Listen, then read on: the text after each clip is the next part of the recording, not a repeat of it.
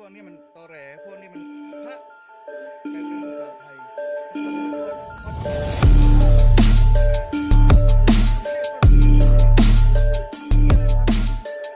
คืออย่างนี้ครับคือก่อนหน้านี้จริงๆมันมีกลุ่มคนบางกลุ่มที่เป็นผู้ไม่หวังดีสร้างความแตกแยกให้กับสังคมนะครับมีการดูถูกเหยียดหยามพระผู้เป็นเจ้าหรือพระอัลลอฮฺซุบฮานะฮูวะตะอาลาและก็พระศาสดาก็คือท่านนบีมูฮัมมัดศ็อลลัลลอฮุอะลัยฮิวะซัลลัมพรรคประชาชาติที่มีนโยบายในเรื่องของสังคมและวัฒนธรรมเราก็เลยได้เล็งเห็นว่าถ้าปล่อยให้เป็นอย่างนี้นะครับมันจะสร้างความแตกแยกให้กับสังคมมากยิ่งขึ้นไปอีกไปเปิดดูในประมวลกฎหมายอาญาว่าทำไมถึงไม่สามารถที่จะเอาผิดได้โดยตรงกับคนที่ดูถูกเหยียดหยามศาสนา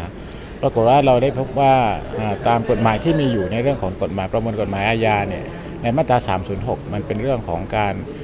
ทำลายวัตถุศาสนสถานเป็นที่เคารพสักการะบูชาแต่ในเรื่องของการดูถูกเหยียดหยามหมิ่นศาสนาเนี่ยยังไม่มีมาตราใดที่กำหนดไว้บัญญัติไว้โดยการเฉพาะดังนั้นเราได้เล็งเห็นเพื่อป้องกันไม่ให้เกิดความแตกแยกแล้วก็เพื่อป้องกันให้แต่ละศาสนาซึ่งแต่ละคนมีความศรัทธาเชื่อถือของศาสนาตนเองนี้นะครับไปแก้ไขกฎหมายประมวลกฎหมายอาญาเราได้ยื่นต่อสภาแล้วนะครับตอนนี้อยู่ในกระบวนการที่ทางฝ่ายทางสภาเปิดรับฟังแสดงความคิดเห็นและก็ผมเชื่อว่าจะมีการบรรจุเข้าระเบียบวาระในเรื่องของการแก้ไขประมวลกฎหมายอาญาในวันข้างหน้านะครับทีนี้ถ้าสมมุติว่ากรณีที่รัฐบาลชุดนี้หรือมีการยุบสภาไปก่อนนี้นะครับกฎหมายนี้อาจจะไม่ทันได้เข้าไปแต่ยังไงก็แล้วแต่ทางพรรค